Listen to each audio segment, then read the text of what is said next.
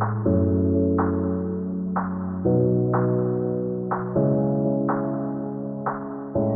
Gibertoni, welcome back to the Live Long and Master Thank Aging you. podcast. Really good to see you. Good to see Good you. to be here. Yes, finally you can see the place. Now, last time we were in the middle of the COVID. Last time we had this conversation. So I'm really happy that you can finally be here and see in person what we are doing here in Montreux. And what an extraordinary setting. Spring has finally sprung, Exactly. it seems, in Montreux. Wonderful day. It was raining until yesterday and today is a wonderful day. So Well, we're it's happy to be together. Yeah, it's really good to be here. This episode is brought to you in association with Clinique La Prairie, the award-winning spa clinic and pioneering health and wellness destination, nestled on the shores of Lake Geneva in Montreux, Switzerland. Combining preventative medicine with bespoke lifestyle and nutrition plans, Clinique La Prairie offers a holistic approach to living fuller, healthier, and longer lives. And what I'm getting is a sense of the history of this place. Yeah. More than 90 years now Sure. of experience that I'm seeing for myself that you are building on. And this is scientific experience in the field of longevity and Sure. following, this is what you do, you follow the science as it develops and change the treatments according to the science to get the best results for longevity, Yeah. to live the best life and perhaps extend health span. Yes, sure. I think that you said it all. 90 years of history of Clinique La Prairie, which of course is everything started in 1931 with Niance, which was this doctor that since already at the time had this idea of focusing on innovation, on try to find the latest and more effective technology for longevity. So while there are, I would say, Peter, while there are some clinics like us that are following strictly one philosophy, for us it's very important to do what you just said, to scout all over the world and to develop, of course, because a lot is developed by ourselves, what we feel is most effective today for longevity. And of course, what was effective 20 years ago is not effective today, or at least today we have technology which are much more effective. What makes us unique compared, I would say, to a lot of the development that are happening in longevity is that we need to apply this technology to real people. So we have this challenge of having clients from all over the world, from 80 countries every year in average. So we have guests from 80 countries all over the world coming to us for, in average, 1 week, and we have to deliver during this week the best technology, change their life, educate the people, because it's not only a question of what we are providing to them in terms of therapies and technology, but how we educate them to continue to do what we hope they're going to do when they leave Clinique La Prairie. And then there is the story of the follow-up that we will discuss, what we are building all around the world. It's all about really changing their life for the better. And what is the main goal? What do they say to you that they want to achieve through the few days that they spend here, but then the follow-up as you describe it? Because clearly you can't change a life in 5 days. Exactly. I have to tell you first, when I feel that I'm really achieving the goals of CLP is when we have a client that is leaving and is telling us already after 1 week, maybe it's the first time that the client is coming to CLP, gentlemen, you have really changed my life. And this is where we know that we have really fulfilled our mission, which is, don't forget, is helping people to live a longer, healthier and better life. This is our mission, and this is what clients are coming to us. This is why clients are coming to us, because they want to get the latest technology in our 4 pillars. I think our listener now, they know already, but just as a reminder, medical is the first one, nutrition is the second one, then we have movement and well-being. So the best technology for longevity in these 4 pillars. Interesting you say, and you're not the only person these days that uses the word movement instead of exercise. Yes, is sure. exercise a little bit of a scary word for some people? And that actually if you incorporate, I found this with a lot of people, if you incorporate movement into your life, Yes. which can be simply walking as opposed to Absolutely. taking a bus or some other mode of transport if it's a short enough distance, that can produce tremendous results. You don't have to go to a gym and do a vigorous workout, I think is the message. Yes, I would say there are 2 messages here in the pillar movement. The first one is that it doesn't exist an exercise which fit everybody. So I think it's very important in whatever we do, there is this idea of customization.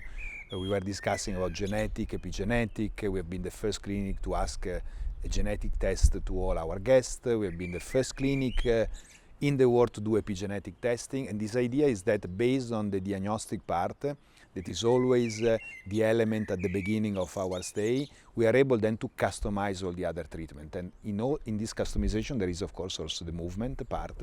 And sometimes is exercise, sometimes it's not exercise, like you were saying. It's just integrating in the daily routine a movement part. By the way, we know all the studies about the longevity are telling us that a lot of these people living a very long life, they was not exercising in reality. They had routine in their daily life to integrate, like you were saying, movement in their life. That's exactly what I mean, because movement can simply be getting on with your life and doing those daily chores if you're at home, if you're at work, as opposed Don't take to the elevator. Well, exactly. We live a very convenient life these days with elevators, with dishwashers, with all the apparatus that we can use to make things easier, but it isn't necessarily good for our health. Absolutely. But here you are opening another subject, which is the subject of routine, no? Because at the end, all this technology, once you leave Clinique La Prairie, the point is how do you integrate all this technology in your daily life. And we know that one of the secrets is to create a routine. So walking to go to the office, don't take the elevator, no, because this is giving consistency to what we do in the long time. You mentioned epigenetics, which Yes. I think, as you say, the audience is probably familiar with, but maybe you could just elaborate a little bit in terms of what that means and how you can incorporate the science behind epigenetics for the people that you Yes. see here. Let's say to make it very simple, there is this distinction between genetic, which is your something which is fixed, is your gene, and when you do the genetic test, I always tell to our clients, if you come in 10 years and we repeat the same genetic test, the result, of course, is the same. Epigenetic is the way you are expressing your gene. And I'm Peter, I'm used to make the example, I have personally, my kids are twins, no? And I used to say that their genetic is the same, but if one of them is always eating French fries and hamburger every day and every night, in the long term, the expression of their gene is going to be different. Because then in the epigenetic, you are evaluating the lifestyle, how the lifestyle is expressing your gene. That's why it's so important to have both, and that's why today epigenetic is so important in the field of longevity, because it's a way to evaluate how the lifestyle is affecting the expression of your gene, how you are playing your piano. And I think the message is that there is a tremendous amount that we can do for ourselves. There's Exactly. very little that's predetermined, even though we might Exactly. think that, or even sometimes use it as an excuse. Absolutely. There's a lot that we can change, and it comes down to the fundamentals, Absolutely. diet, what we eat, and how we move, and the amount of movement. These are all the elements. What you said is very important, because in fact, if we would have sit together to talk about longevity 10 years ago, we would have said, yes, 80% is genetic. There is a little bit that we can do, which is lifestyle. But at the end, if you have been lucky, you are lucky. If your genetic is bad, it's finished. Today, after 10 years, we know that the story is very different. And that's an extraordinary change, isn't it, in just a decade? It's extraordinary. I would say the percentage, then depending on the people you talk with, but I would say the percentage is reversed. Probably we could say 20% is genetic, 80% is epigenetic. But this is proving, in fact, that what we are doing can change life. Because at the end, what we are doing is working on the lifestyle of the people, of course delivering therapies to them, but also working on the lifestyle of the people in the holistic way, because that's the other point.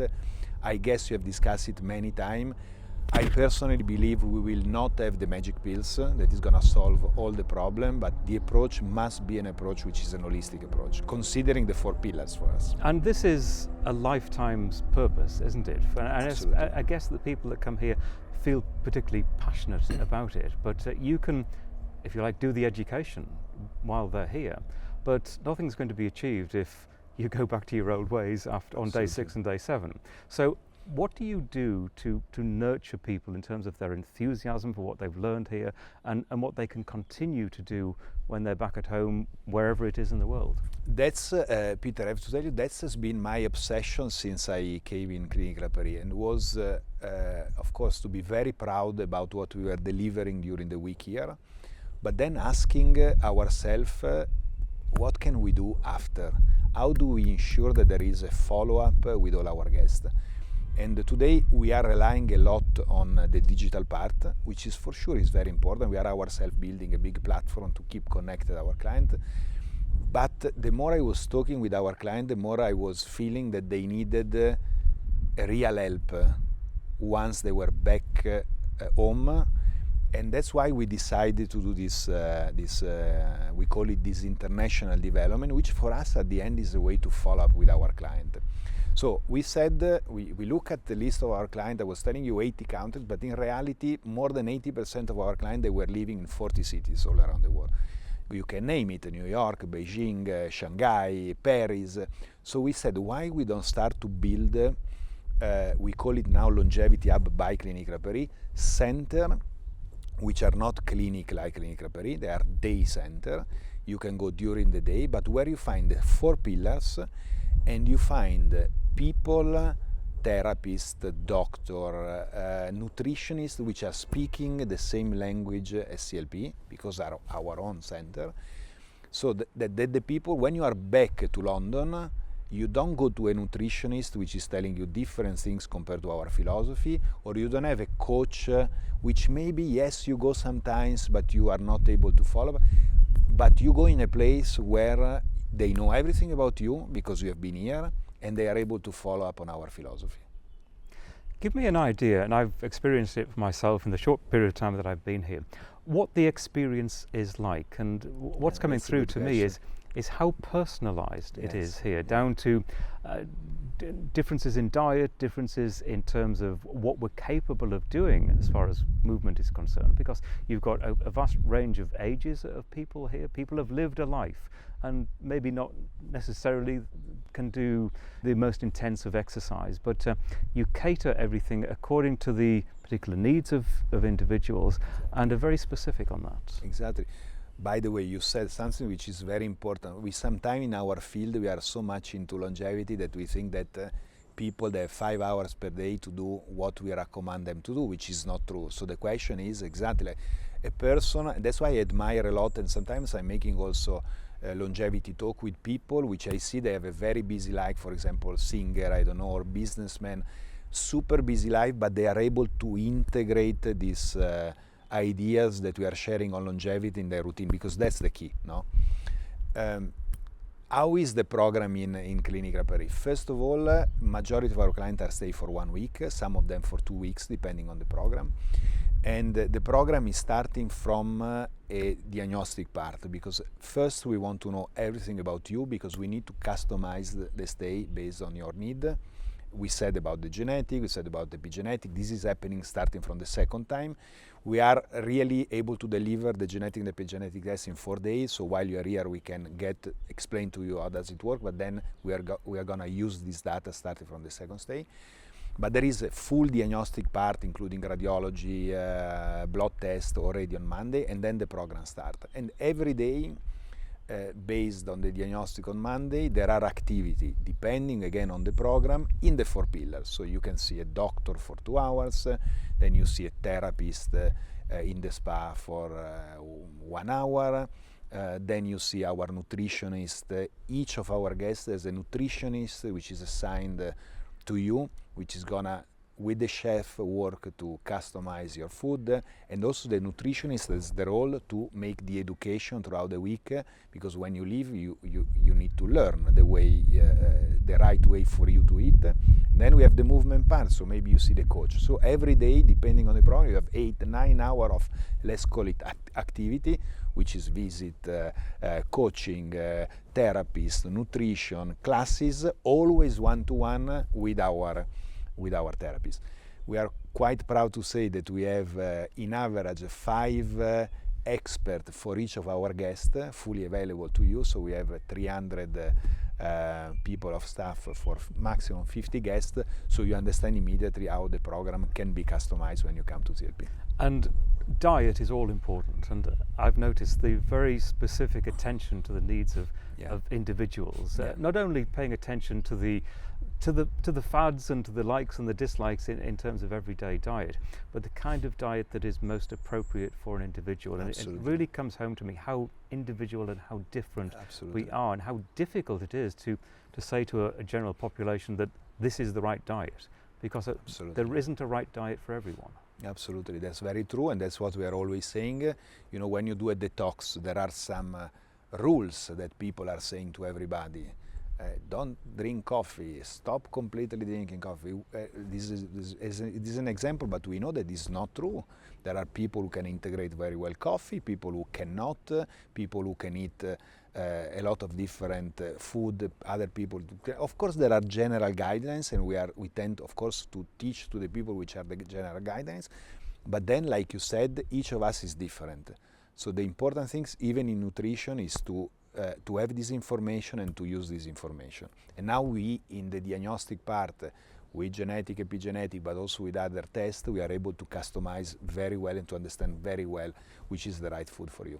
Is it a hope of yours, and indeed do you see it happening, that people will come here and then talk about what happened to their friends and to their family? Because clearly not everyone can come here. Sure. Not everyone can afford to come here, or has the time or the family situation that would allow them to spend a week away to devote to themselves. But do they talk about it and educate their children or even their parents about diet and movement and the different regimes that they've experienced? It's very true what you say. I just give a small example. We had once a businessman who had over 100,000 employees working for him, and he came at the clinic. He learned a different way of eating, and he decided to change the menu in all the canteen, how do you say, in all his plans, integrating some of the things that he learned with us. So this is for me a perfect example of how you can start from one person but then influence potentially thousands of people. And this is part of what we do. Of course, there are a lot of information that we are giving even to the people that are not coming here. Of course, we want to share as much as we can all this information. For the way we are built as a clinic, the experience is, in a sense, like you said, is quite unique and customized, so not everybody can come here, but this is part of our business model and we don't want to change it. But of course we hope that we can share as much as we can this information. And let me say another point which is related more, if you want, from the company and business side. What you said with, let's call it word of mouth, so talking about the experience is our main marketing. So the only thing we want is that people are living and talking about the experience to friends and families, and that's how we have built our credibility over time. In fact, the result of the experience is the most important part for us. Because that ultimately has to be the goal, doesn't it? To change populations. If we're talking globally and we look at the health problems that people are experiencing, and the lifespan in the Western world should be rising. It's actually falling. It's falling, absolutely. Even in the United States, the average lifespan is actually now, over the last few years, falling, which is really a sad state of affairs when you think of the knowledge that we have. Absolutely. To try to go in the opposite direction. So it is about education, isn't it? And about changing the minds of populations. Absolutely, and we don't have to forget that if you take Europe, for example, over 50% of the people over 50 years old, they have certain kind of morbidity. So what you said is very true. We are going, unfortunately, on the opposite direction. And it's all about education, that's very true, but like we said, sometimes the how is not enough, in the sense that I think that if you stop on a street, whoever is passing by and you ask them what is the right way of eating, they're all telling you, I should eat more green, I should eat less meat, etc., etc. But then the question is why they don't apply it. So I think that, again, what you were saying at the beginning is our also, no, it's our commitment how we can really change their life, because the how is not enough, the strategy is not enough, but we need to help them to apply the strategy.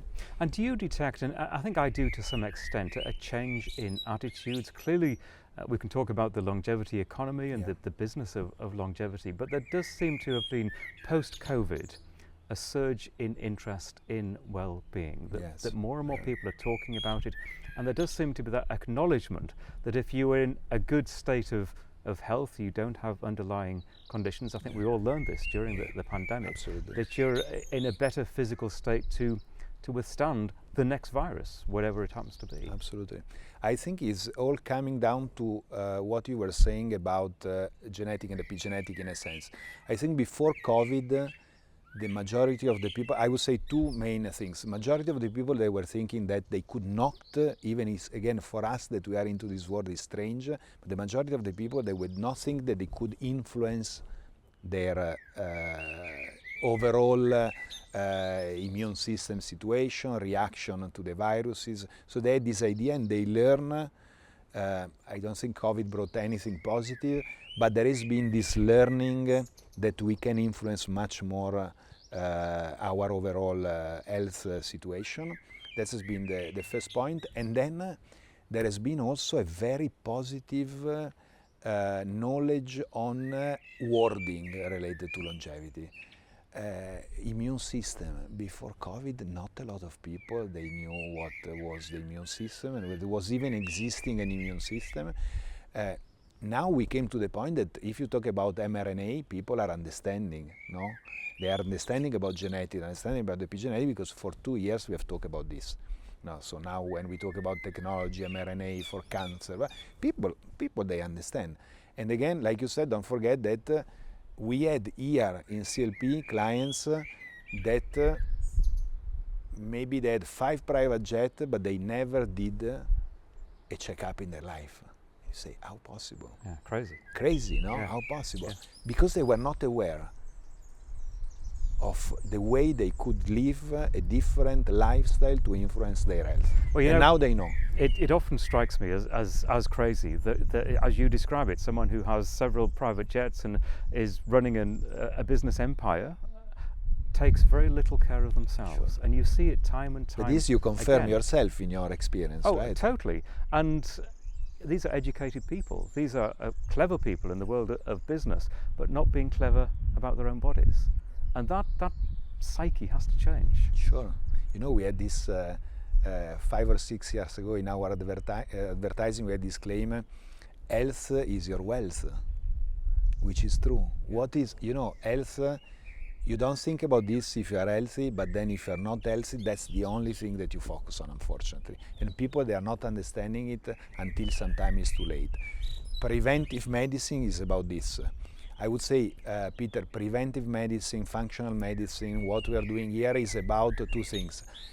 Anticipating, instead of curing, and approaching longevity, not looking at the disease, but looking at the person, which is also something that we have a little bit lost in the, let's say, traditional medicine. Exactly, because the whole body is all important, and you can't just... And connected. It's all connected. So our sleep is connected to our microbiome, is connected Absolutely. to every physical aspect of our being. Absolutely. And again, that's part of the educational message, isn't it? Absolutely. So if you are not sleeping and you are simply taking the pills to sleep, you are not going at the origin of the problem. And maybe, like you said, the origin could be a completely different type of problem. It can be stress, can be microbiota, can be a lot of different things. But we want to go at the origin of the problem, and we want to go at the origin before the disease start to be there. I use the phrase health is wealth. I totally agree with you. I mean, the most valuable wealth to me is my good health, and I often say that. But talking of wealth, and I mentioned the longevity economy, the longevity economy in itself is about wealth, and there's a financial side to that, there's the physical well-being side of that. But to move forward, I get a sense that the longevity economy, which is clearly growing, must be nurtured and must be allowed to grow. What do you see the future like in this area? I see it booming at the Yes. moment Yeah. with huge potential. I see two things happening, Peter. Of course, it's booming. Just to give you an idea of the statistic, you probably talked about this already. Before COVID, the longevity industry was supposed to grow 8-9% per year. Now we are almost at the double, so between 15 and 20%, depending on the research. So it's for sure an industry which is growing very fast. You don't have a lot of industry growing at this pace, so that's why everybody is getting into it. But when everybody is getting into an industry, you know what's happening. Then it's very important to remain serious, to do the things slowly, like we like to do, to build on your experience and not just to build on the trend of the market. So that's a little bit the risk that we see. We have ourselves some technology that we propose to our clients, knowing that maybe if you take during the week they are not effective, but we tell them, listen, we want you to try this technology, but you know that to be effective you need to do this for at least 20 times when you are back in New York or in London, because otherwise it's not working. Sometimes this is not fully explained. The efficacy sometimes of some therapies are not yet proven.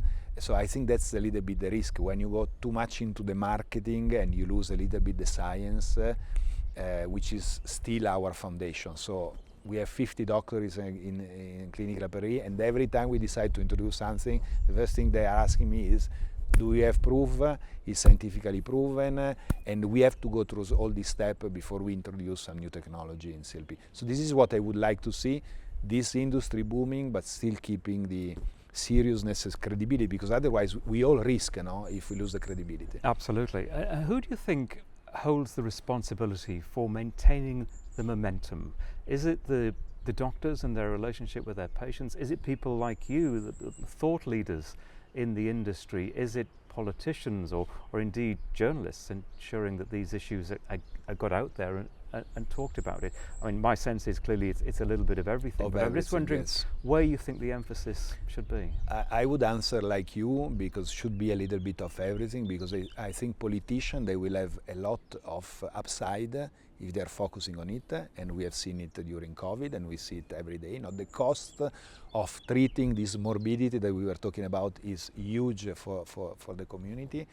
And then, of course, I think CEO like me running a company like us, of course, we should all, on top of this, we have, you said at the beginning, we have a brand which is there since 90 years. We should always take decision based on the long term. Our game has to be a game which is never ending. So we have to be able to take decisions that we know we can sustain in the long term. That's the key. Exactly. So what's next for CLP? You're involved in quite a lot of global expansion at the moment. Yeah. We have, listen, in a nutshell, what we are building is this ecosystem. At the end, we put at the center our client, our patients.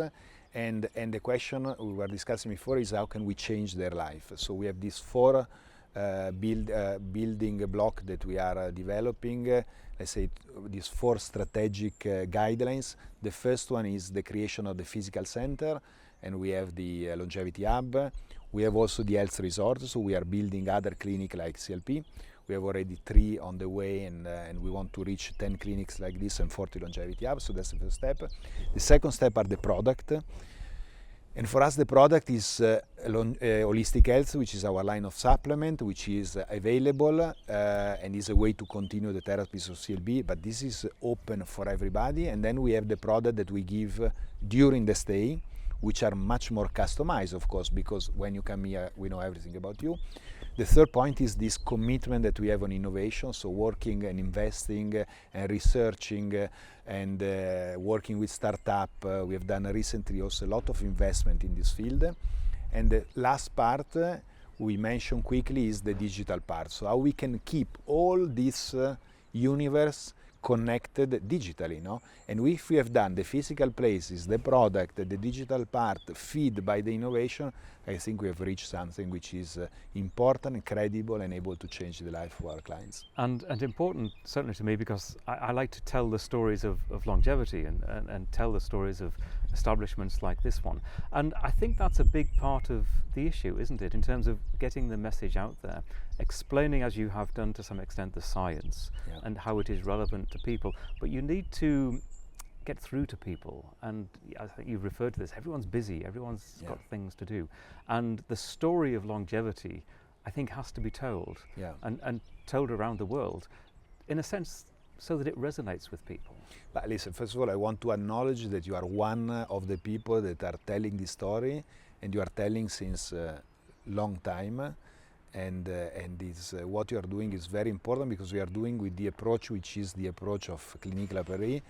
And that's also what put us together, no? Because we were approaching much more as a serious journalist who want to know the reality of the fact, and not just talking about marketing, because also there, unfortunately, we have a lot of claim that we are reading everywhere, which then, if you go to see, they are not in reality so true. So again, I want to acknowledge that you have done a lot for our industry, and some of these steps we have done it together. So we are very happy. Well, thank you. And I'm enjoying doing it as well. And I, in many senses, feel like we're still at the beginning.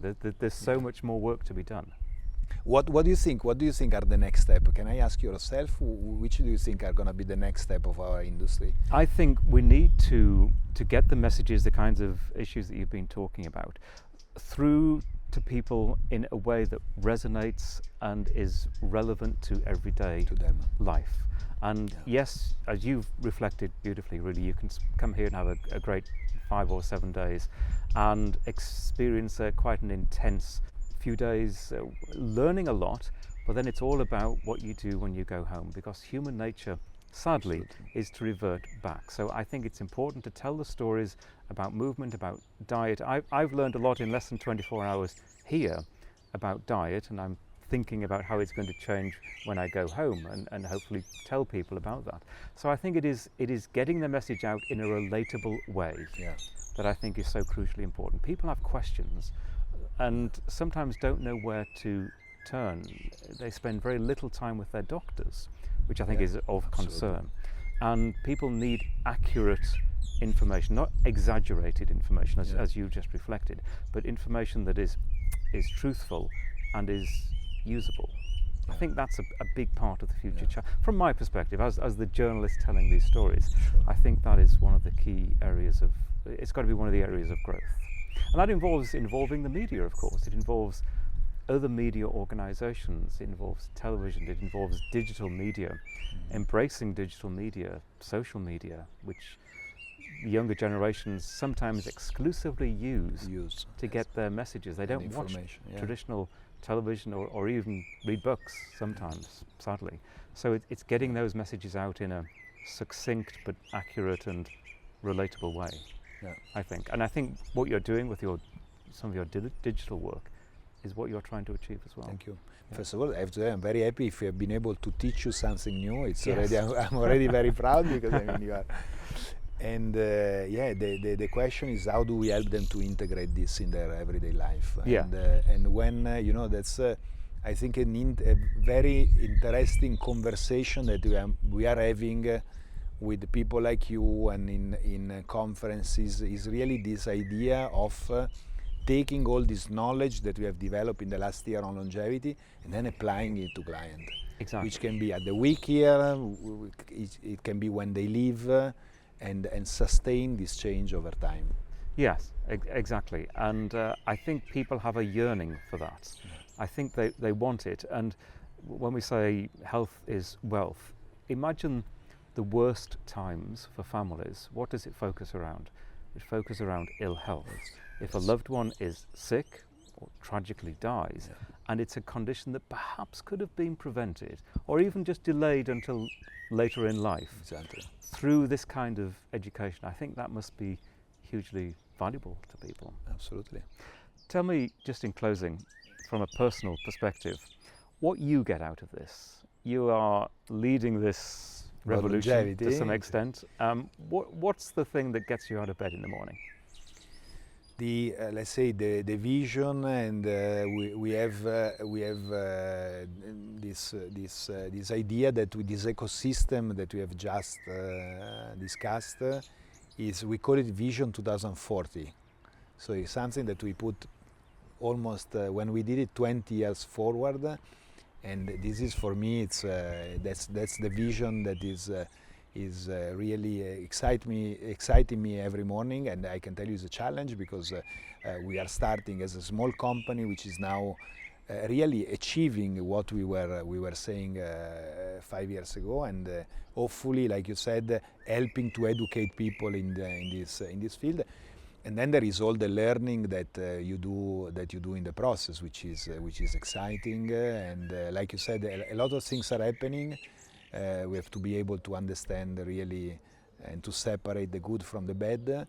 But I think it's a field which is super exciting. And I would say I'm coming from not from the longevity space. At the end, what makes this business and what makes, I think, what you do very interesting is, at the end you want to help people. Exactly. You don't want to sell a product, or you want, with all the respect, but at the end of this, there is this idea of helping people. In our case, living a longer, healthier, and better life. But that's what can really change their life for the better. I think it's really inspiring work.